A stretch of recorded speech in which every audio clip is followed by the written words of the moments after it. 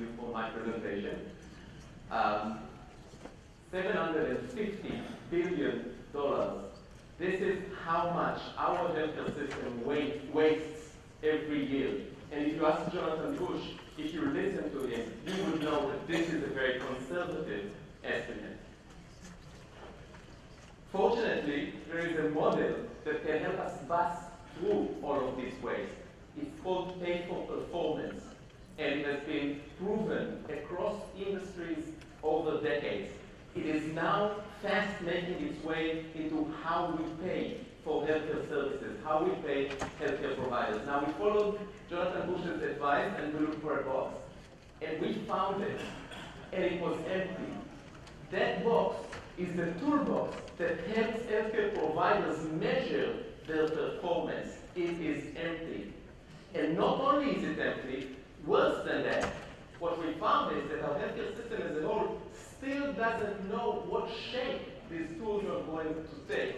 Again, if you listen, some of those tools were mentioned just a few minutes ago, but these are just some of those. And how effective this will be, nobody really knows. Clinigens is a revolutionary clinical data analytics software as a service. We make pay for performance work. How do we do that?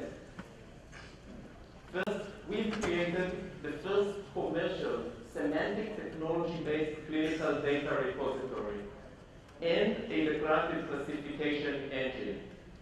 And what this means is that we can take any form of data, including clinical data from any electronic health record, including Athena Health, and absorb it, digest it, and then we give clinicians the tools to measure their own performance, to ask the system any question in real time and get answers. The system understands them and gives them answers to those questions so that we empower them to drive more effective and efficient care and succeed under any pay-for-performance program, under any model that is thrown their way.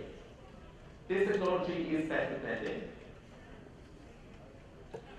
Based on a McKinsey study from 2011, we estimate the market size for this kind of solutions at $4 billion.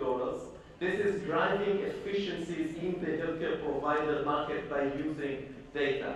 Within that market, we focus today in primary care because this is where a lot of the new models of care delivery are starting these days, and this is where there is an explosion today of pay-for-performance dollars. We are also targeting the emerging space of accountable care organizations. These are regionally consolidated groups of healthcare providers that take responsibility and risk for a patient population. Our go-to-market strategy, we work direct, we go direct after the accountable care organizations that represent fairly large deals for us, and then to go after the primary care market, the still very fragmented small business market, we team up with channel partners.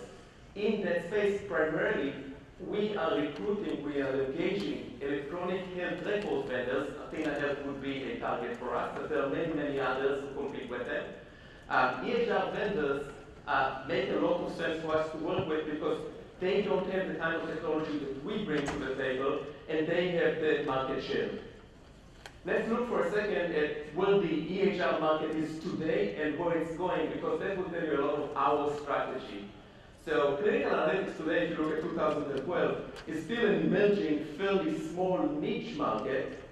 We are in the midst of the largest adoption wave of electronic health records. This is as a result of government incentives. So the health IT industry these days is focused somewhere else. They're focused on this huge mountain that you see, grabbing land within the core market. Clinical analytics, to a large degree, is under the radar screen for them today. But look a few years into the future, and what you see is that clinical analytics is an emerging opportunity. It's only going to grow, whereas the EHR market is going to saturate.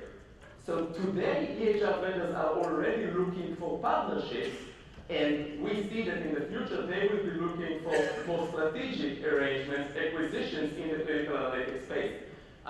If you want to follow Jonathan Bush's advice, look at where he spends his money. About 3 weeks ago, they announced the acquisition of a clinical analytics player in Massachusetts.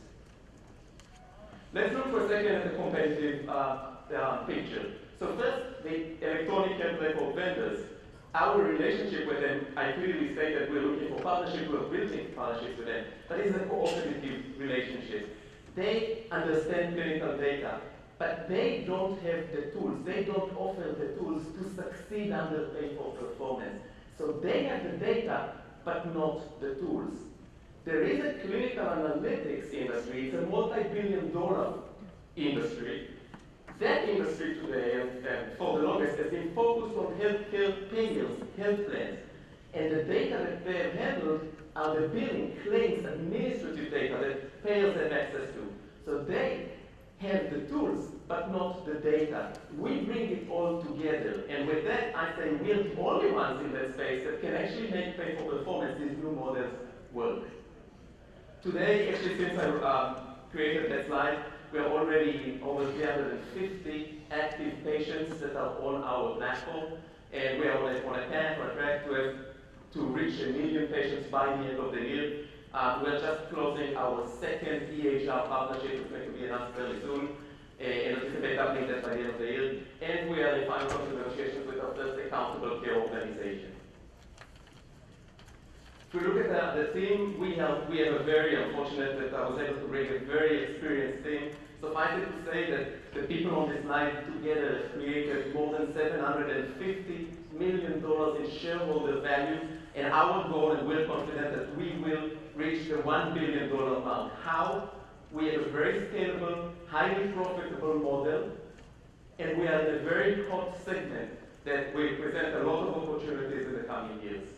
To date, we've raised $1.6, $1.7 billion. We're looking to raise another 3 to 5 early next year for growth and specifically to aggressively target the ACO market. I'm Kobi Margolin. I'm the CEO and founder of Clinigen, and if you want to help us cross that $1 billion mark of shareholder value and help this nation heal a $750